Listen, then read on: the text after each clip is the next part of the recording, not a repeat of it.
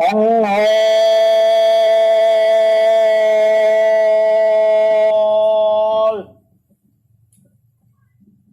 To! Pinutot tanghol. To!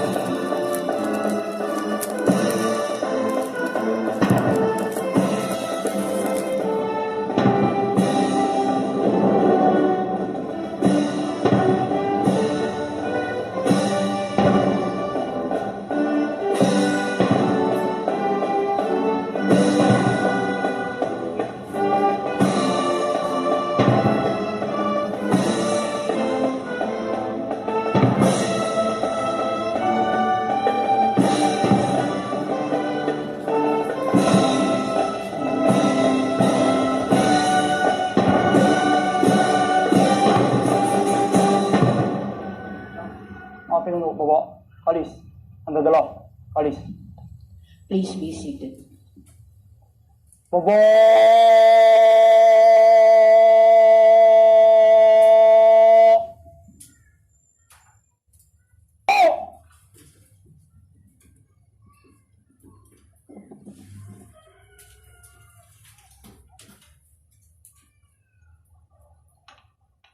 Mahal na Pangulo, handa na po ang talupad pandangal upang libutin.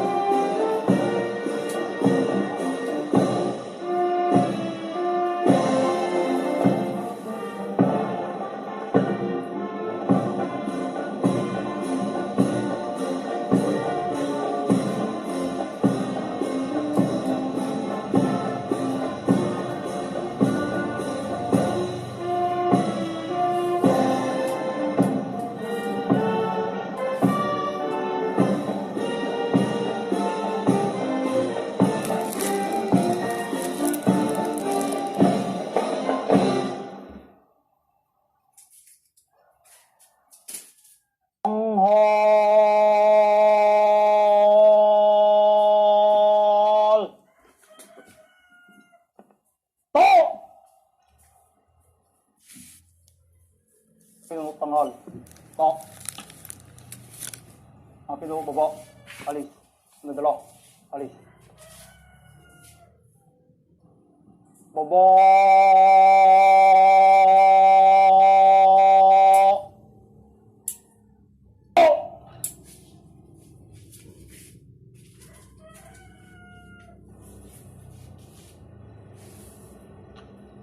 Mahal na Pangulo, tapos na po ang parangal.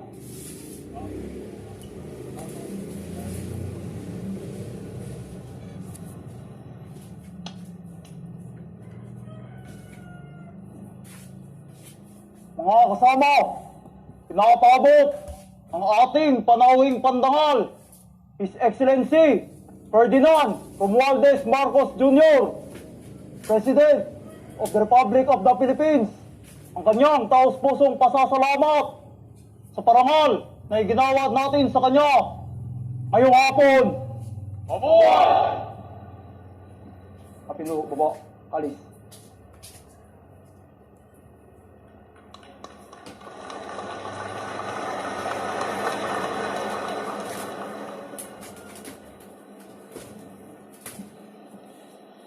Ladies and gentlemen, His Excellency Ferdinand R. Marcos Jr.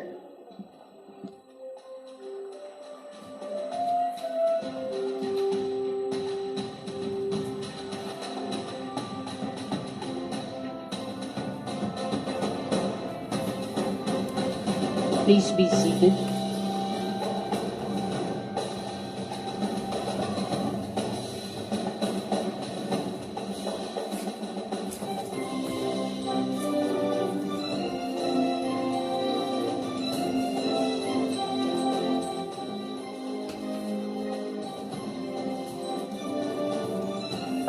Ladies and gentlemen, we have just witnessed the arrival honors for the President of the Republic of the Philippines.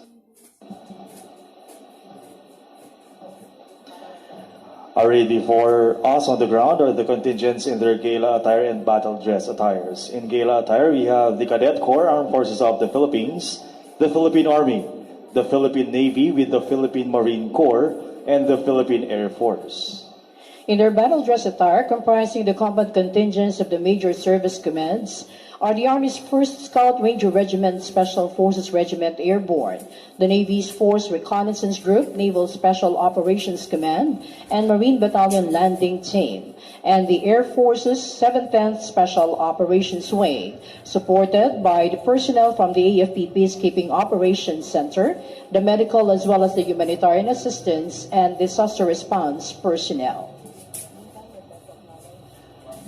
Meantime, we would like to acknowledge we have the Speaker of the House of Representatives, Congressman Ferdinand Martin G. Romualdez. We also have the OIC of the Department of National Defense, Senior Undersecretary Jose C. Faustino Jr. with his wife, Mrs. Joy Faustino. We also have the Chief of Staff, AFP, Lieutenant General Bartolome Vicente Obacaro, the Military Bishop, Most Reverend Oscar Jaime L. Florencio. From the Senators of the Republic of the Philippines, we have Senator Chingoy Estrada, Senator Francis Tolentino, and Senator J.V. Ejercito. For the members of the House of Representatives, we have Congressman Raul Tupas of Iloilo's 5th District, Congressman Ernesto Dionisio Jr. of the Manila 1st District. We also have Congressman Yori Tariela of Occidental Mindoro, Congressman Drixie May Cardema, the party list of the 30 Youth, Congressman Ferdinand Alexander Marcos of Ilocos Norte 1st District. From the members of the Diplomatic Corps, we have His Excellency Agus Widodo of Indonesia, His Excellency Ilan Simon Flas of Israel, His Excellency Sonexe Vanakse of Laos, His Excellency Niyazi Evren Akyol of Turkey, Mr. James Yolans, the Acting Australian Deputy Ambassador, Mr. Karul Azwan Mod Noor Sergei I of Brunei Embassy. We also have His Excellency Huang Hui Chung of Vietnam, His Excellency Kim In Chul of South Korea. We also have Malacanang officials. We have Secretary Carlita G. Galvez, the Presidential Advisor on Peace, Reconciliation, and Unity, Secretary Clarita Carlos of National Security Advisor, Secretary Roman Felix, Presidential Advisor on Military and Police Affairs, Undersecretary Ariel R. Cocolitan, Undersecretary for Presidential Advisor on Military Affairs. For the former Chiefs of Staff of the Armed Forces of the Philippines, we have the former Secretary Herbanes Esperon Jr., Ambassador Alexander Llano, Retired Generals Victor Ibrado, Ricardo Visaya, and Cirilito Sobejana. We shall now begin with today's ceremony.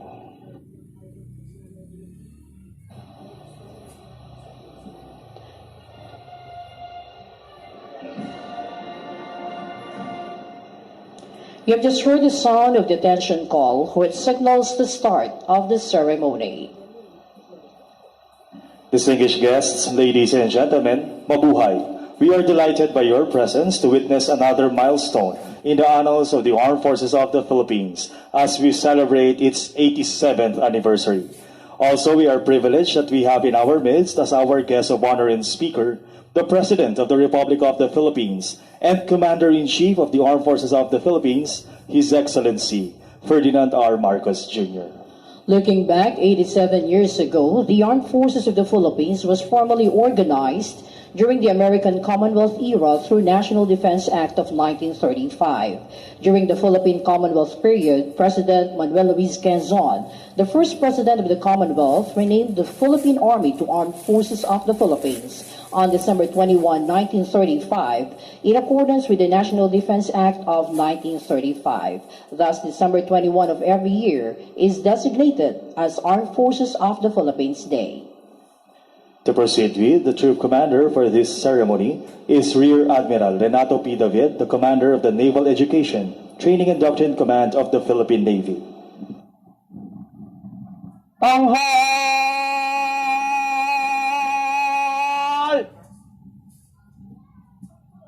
Ta!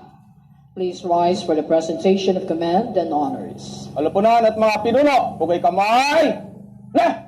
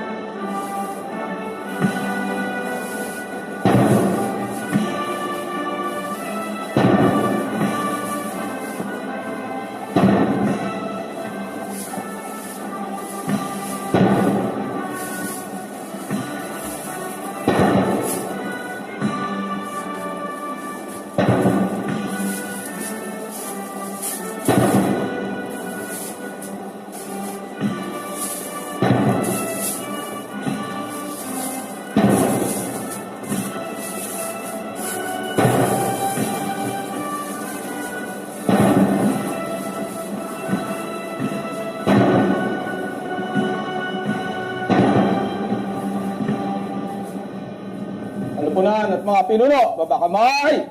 Na! Please be seated.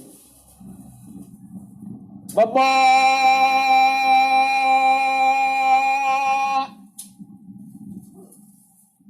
Ta! The troop commander will now present the troops for inspection. Mahal na Pangulo, handa na po ang sampana upang libutin.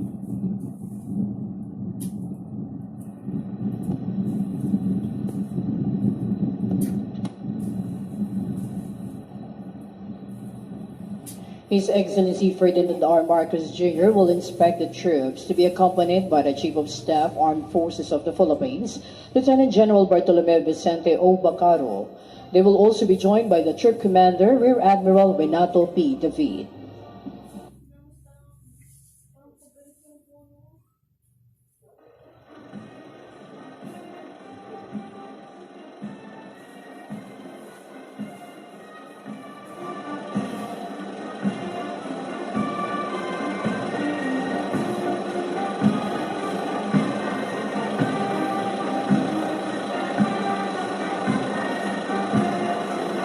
Looking back at history, trooping the line was done prior invasions of mainland Greece by the Dorians in 1200 BC.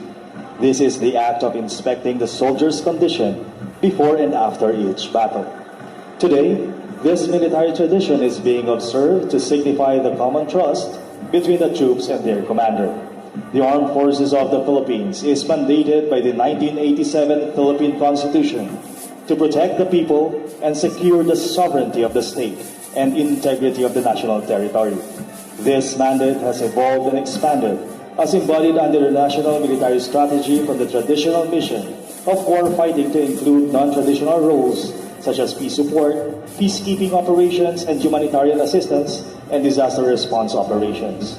In the last 8 years, the Armed Forces of the Philippines has been on a determined, steady path of reform and innovation under the AFP transformation roadmap.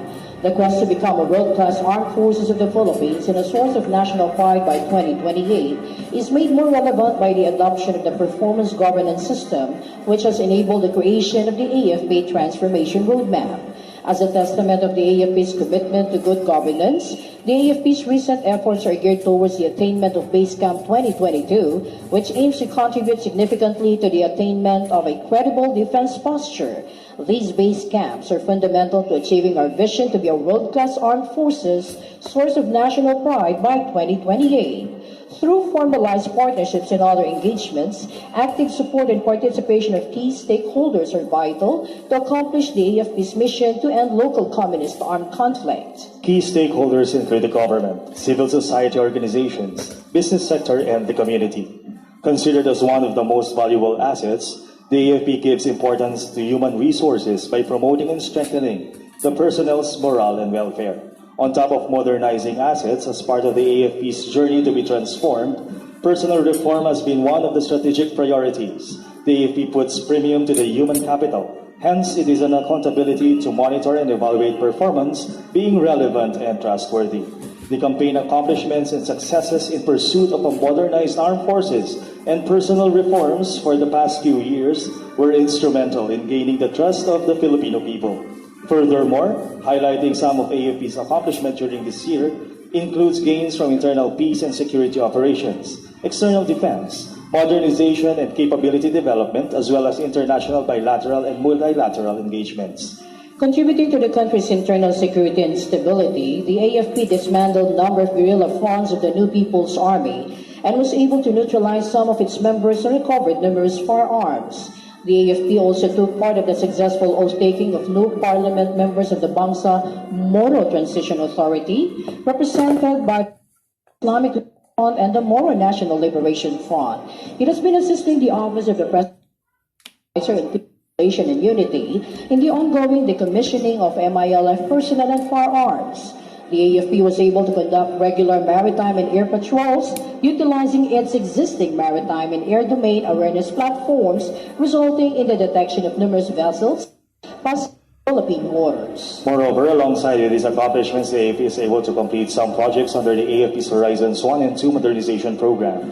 Publicos Asia's recent survey pahayag, with AFP's garnering the highest approval and trust ratings among government agencies. Alongside the improvement on personnel, the AFP ensures that they are trained, equipped, and capable to achieve the mandated mission. That is why there has been a continuous capability upgrade and enhancement. Offered on the aspiration to serve the Filipino people with the highest standard of professionalism and public service, the armed forces will continue to commit in making significant organizational changes and reforms. Its members will unceasingly uphold the core values of honor, service, and patriotism. By doing so, genuine and lasting positive change will affect not only within the security sector, but as well as in the whole archipelago. Moreover, the AFP, as a protector of the people and the state, shall remain one of the catalysts for unity and progress, and remain committed to excellent public service and selfless performance of its duty, and will continue to support the government's whole-of-nation approach to building secure, resilient, and progressive communities, leading towards a bright future for all Filipinos.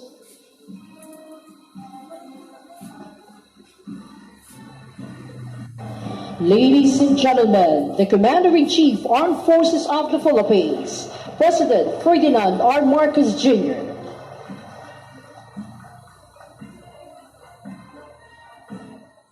Please remain standing for the honors to the nation. Tanghal!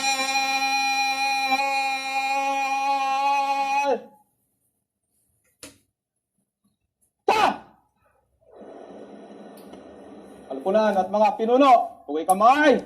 Na!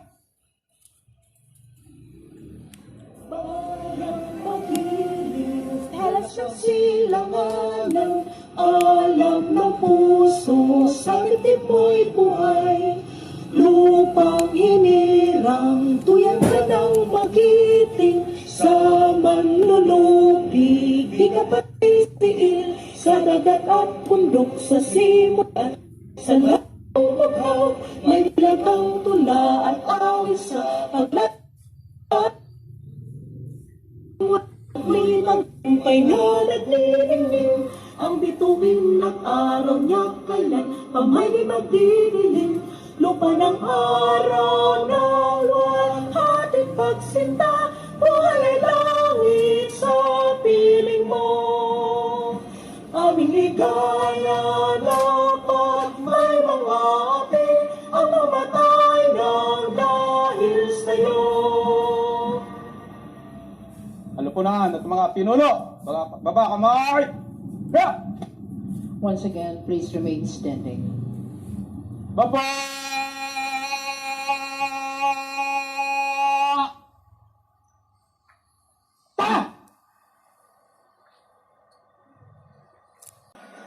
At this juncture, the guest of honor will now be introduced by the officer in charge of the Department of National Defense, Senior Undersecretary Jose C. Faustino Jr.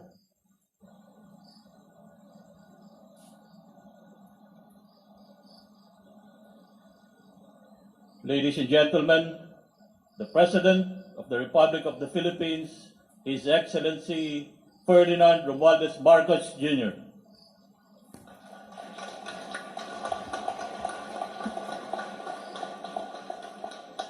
Thank you very much, Yusek, in charge, Senior Undersecretary Jun Faustino, House Speaker Martin Romualdez, AFP Chief of Staff Lieutenant General Bartolome Bacaro, Most Reverend, the Most Reverend Bishop Oscar Jaime Florendo, Excellencies and other members of the Diplomatic Corps, the Honorable Members of the Cabinet, the Honorable Members of the Senate and the House of Representatives, fellow workers in government, other distinguished guests, ladies and gentlemen, magandang hapon po sa inyong lahat. Before I proceed, will you give the command for TIKAS Pahinga? TIKAS!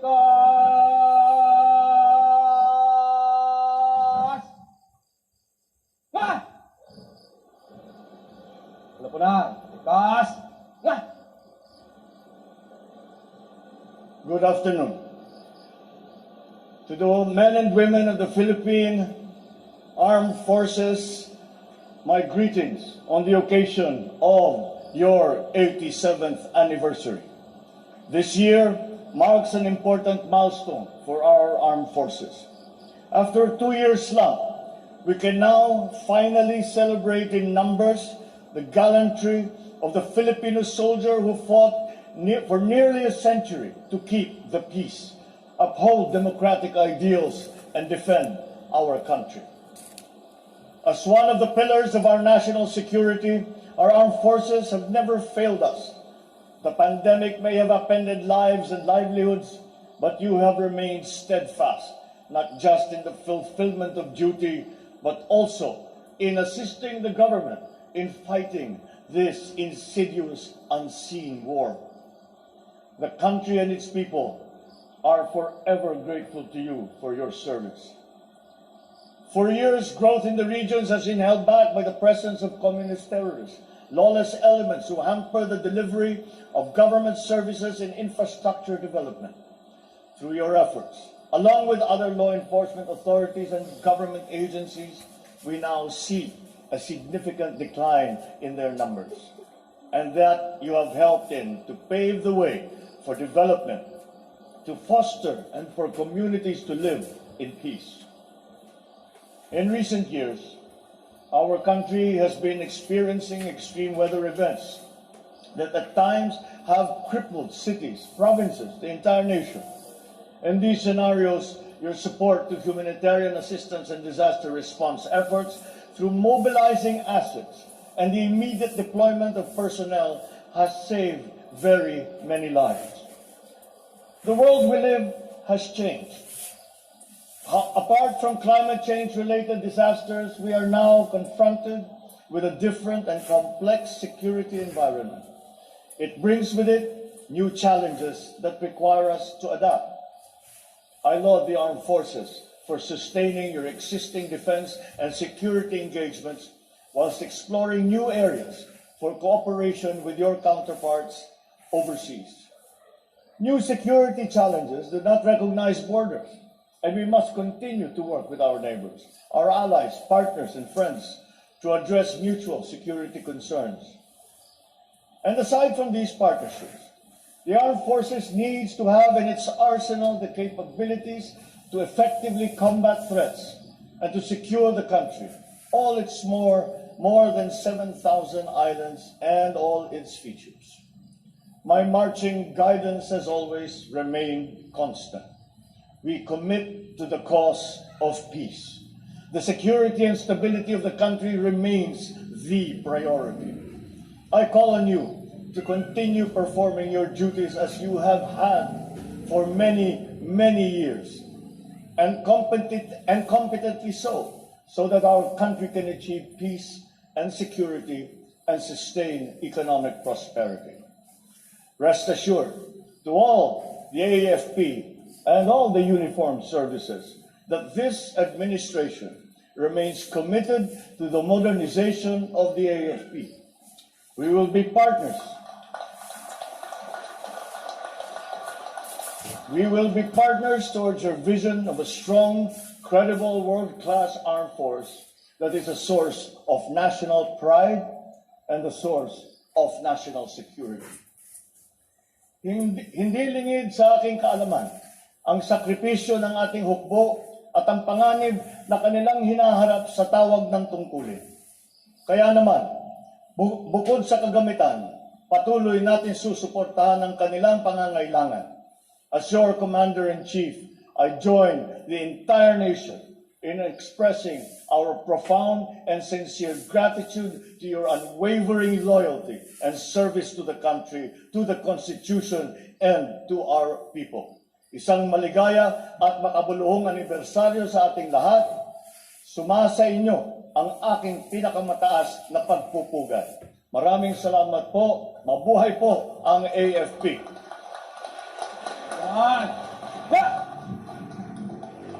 Thank you very much to President Ferdinand R. Marcos Jr.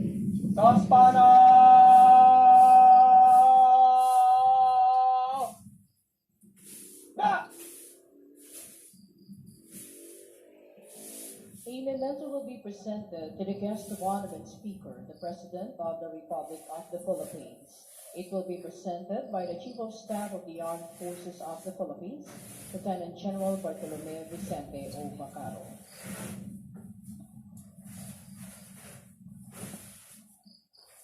The memento, the glass soldier, which symbolizes the unsullied passion of Filipino soldiery and inspired support for the stability of the government in fulfilling its sworn mandate to the motherland and the Filipino people. This carries the weight of the decades-long struggle of our forefathers and predecessors to defend the nation's sovereignty from oppressors and adversaries.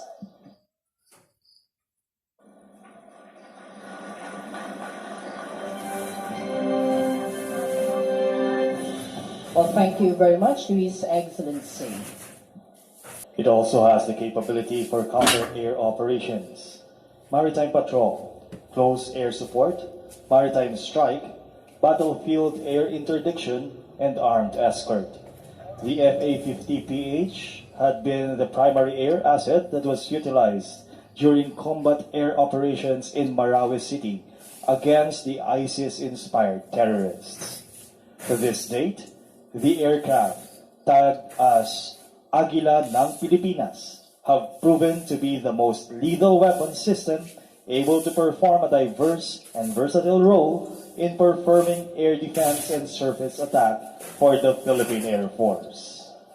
Well, the aircraft are being piloted by the following. We have Majors Judy Valera and Malbert Makilin, Captains Leandro Rolando Merli Jr. and Hubert K. Feliciano.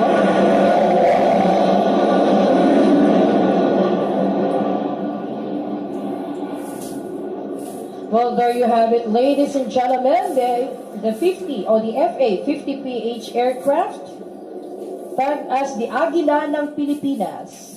Well, we also would like to acknowledge the other pilots of the FA-50PH. We have Major Elpidio Abuan Jr., First Lieutenant Edan Espallardo, Major Ronolf Ausa, Captain Theodore Carl B. Quijano. Once again, a big hand for all the pilots of the FA-50PH. Ladies and gentlemen, we shall now proceed with the passive review. Lapunan sa malikod ko! Cut!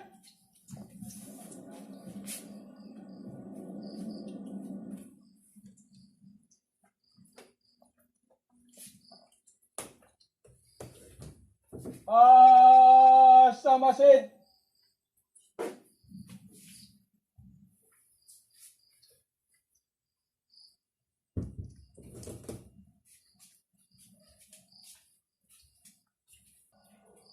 Sa kanang balikat!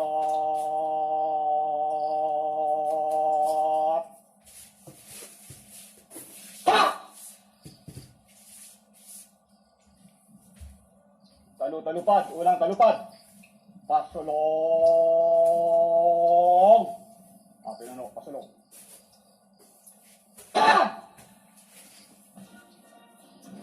Well, ladies and gentlemen, let us now ponder on this year's anniversary theme, AFP at 87. Kaisa ng buong sambayanan, tungo sa mapayapa, matatag, at maunlad na Pilipinas. Truly, the armed forces of the Philippines could always be counted on by the nation and by its people. It has demonstrated its solemn vow and devotion to duty as the protector of the people in the state, contributing its share in unity with the nation towards a peaceful, steadfast, resilient, and progressive Philippines. Likewise, the Armed Forces of the Philippines will stand fair and square behind the Commander-in-Chief of the Armed Forces of the Philippines for peace and unity towards a developed and great nation. Ladies and gentlemen, let us now take a glimpse on the parade of the various contingents of the Armed Forces of the Philippines. Ang mga makabagong katipunero, makadiyos, makakalikasan, makatao at makabansa. Leading the parading contingent is Rear Admiral Renato P. Gaviria. His staff, Captains Jonathan Salvilla and Jose Petilla, Colonels Gary Atienza, Augusto Padua, Redentor Mojares, and Stephen Ducusi.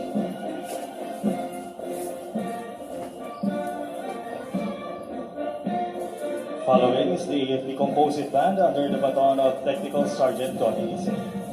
The 1st Brigade is headed by Brigadier General Romeo Jerome Dirillo with his staff, Lieutenant Colonels Bon Ryan Timbang, Agripino Poblete, Marlon Pirasyan, Talupad, Commanders talupad, John pasulong! and Crispy Malimina.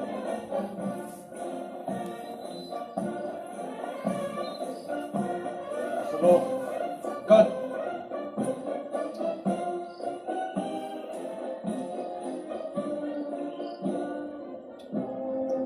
First Battalion from the prestigious Philippine Military Academy, the Cadet Corps of the Armed Forces of the Philippines, led by Cadet Captain John Troy Alban of Davao del Norte, his staff, Dexter Ariola of Taguig, Thomas Awoyang of Batangas, Keith Vitor Cebu, Kim Agatep Cebu, and Nicole Sarmiento of Butuan City.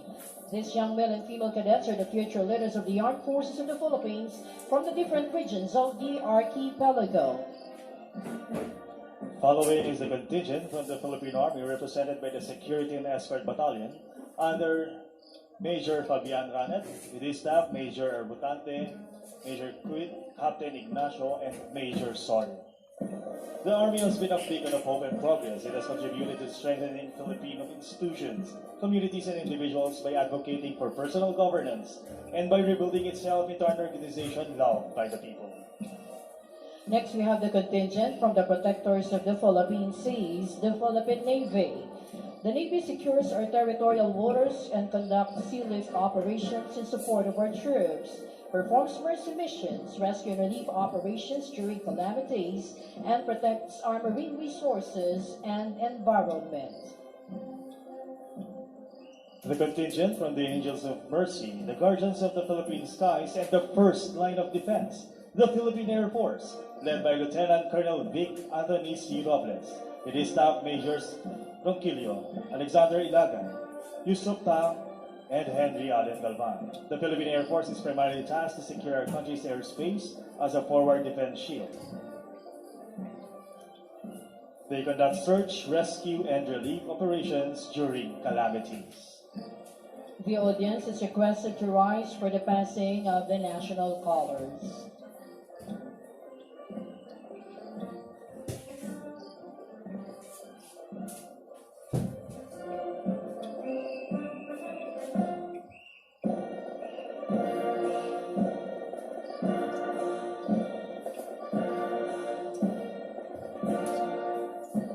Thank you. Please be seated.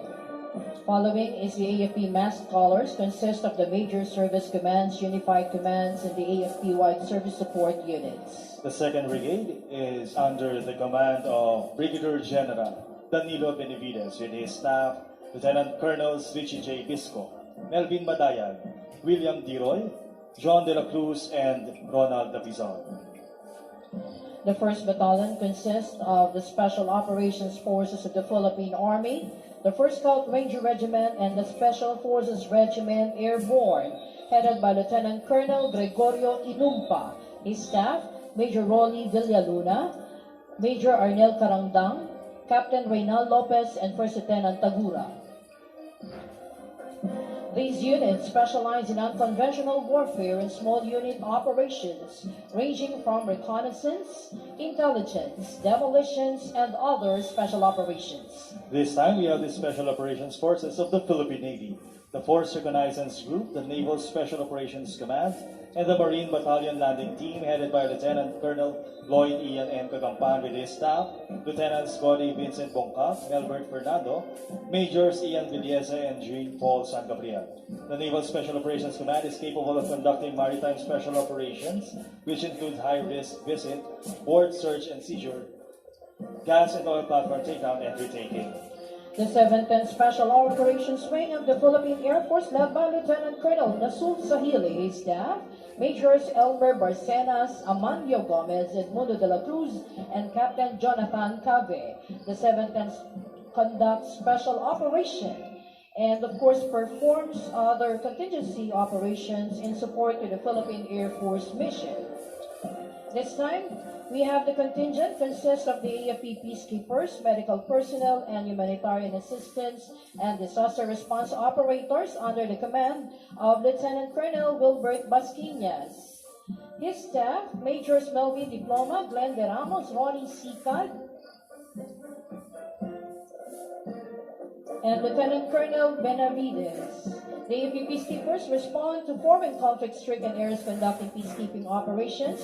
They are ambassadors to global peace, medical personnel attending to the well-being of personnel and their dependents, while the HADR operators, the first-ever responders conducting rescue, relief, and retrieval operations to areas hit by calamities or disaster. Approaching is the motorized contingent, which showcases the vehicles being used in the internal security operations, anti-terrorism, as well as in peace and humanitarian efforts, to include the reservist assets. Leading the pack are the vehicles of the special units of the armed forces.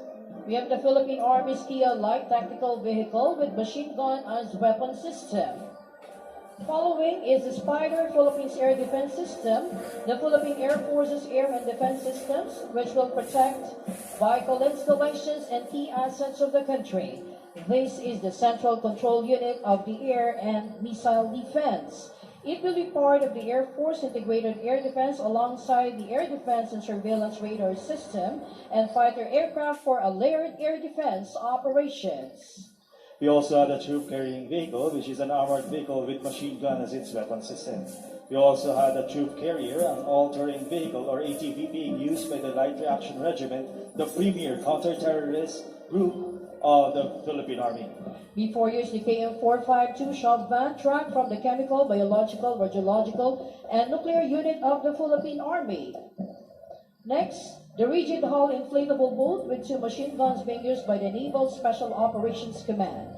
These watercraft is highly utilized as platform to insert, extract, and provide fire support to operating SEAL teams. Next on the line are the wheeled armored vehicles, which consist of the Philippine Army and the Philippine Marine Corps. We have the Army's armor assets from the Armored Division, the V-150 Armored Personnel Carrier with 50 caliber gun designed for internal security operations, and the Simba Armored Fighting Vehicle with 50 caliber M2 Browning heavy machine gun and automatic grenade launcher.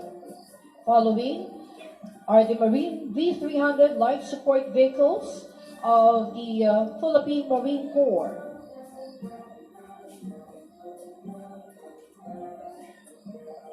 This time we have the artillery assets, the king of battle, the primary support in combat missions. The 105mm howitzers being towed by KM-250 troop carrier tracks. These main artillery guns of the Army Artillery Regiment. The latest, of course, in the Army's artillery assets. We also have the long-range or the 105mm howitzers proven to be indispensable in conventional and semi-conventional warfare of the Philippine Marine Corps. The long-range 155mm howitzers with effective running gear at reliable pneumatic braking system, still from the Philippine Marine Corps. And of course, this time we have the Army's artillery asset, the Sultan Atmos 155mm self-propelled howitzer, which will boost indirect fire support capability. Trailing behind are the combat support vehicles being used for nation building and humanitarian assistance and disaster response. The engineering assets, the backhoe, a road grader and payloader being used for counter mobility, surveyability, general engineering, and HADR operations of our engineering units. The Army Signal Regiment's Mobile Command Center, which serves as coordinating venues between the AFP and other government agencies in the event of disasters and crisis incidents or situations. Before you now are the Army's URAL 4320 General Purpose Off-Road 6x6 vehicles serving as troop and cargo carrier with a capacity of 8 tons.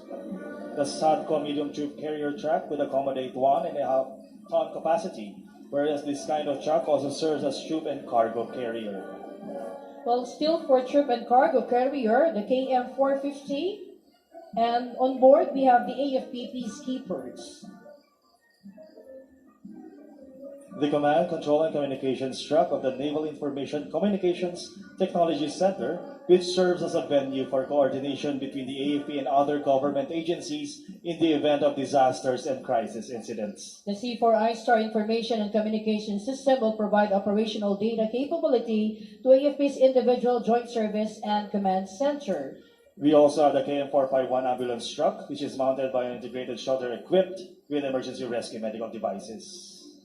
You can also see the air assets of the Armed Forces of the Philippines being used in various capacities for air support during combat operations, logistical support, and pilot training purposes. First on the line are the four A-29 Super Tucano, a turboprop aircraft designed for light attack, counterinsurgency, close air support, aerial reconnaissance mission, and low-threat environment.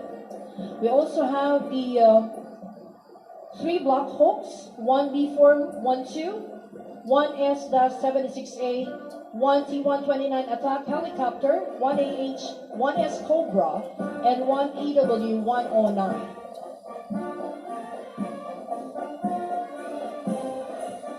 Well, earlier, ladies and gentlemen, we also have the reserve components assets being used in times of emergency, particularly during calamity, disaster, or any crisis situation.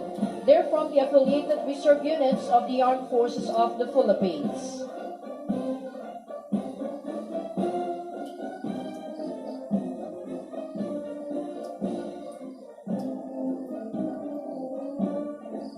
Meanwhile, we have the missing man formation.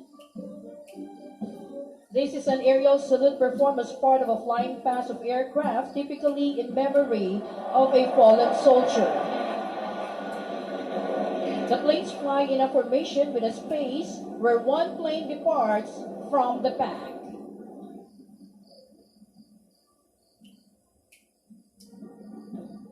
Ladies and gentlemen, you have just seen a segment of your Armed Forces of the Philippines pass before you. These soldiers represent every airman, sailor, the Marine, and the foot soldier out there in the field, defending our territory from all those who wish to destroy the peace, take away our freedom, and stunt our country's development. Ladies and gentlemen, once again, a big hand for your Armed Forces of the Philippines.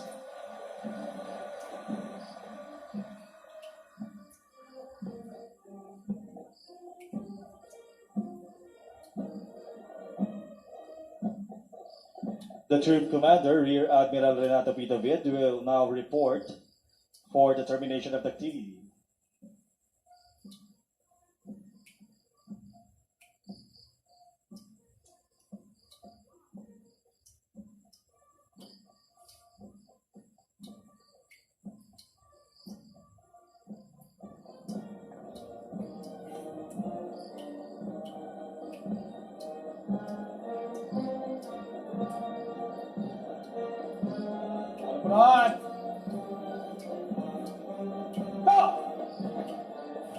Pangulo, tapos na po ang parangal. Sa kanan. Good. Tulo. Good.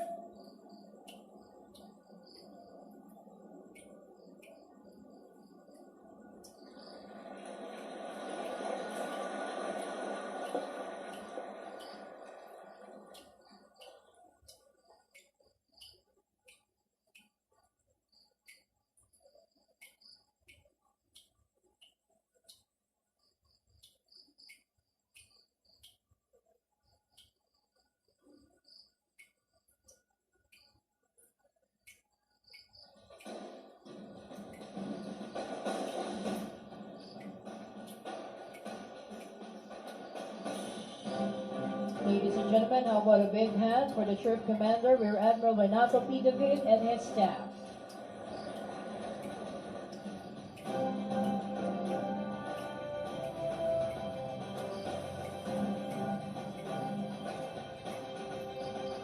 Well, meantime, our guests may be seated.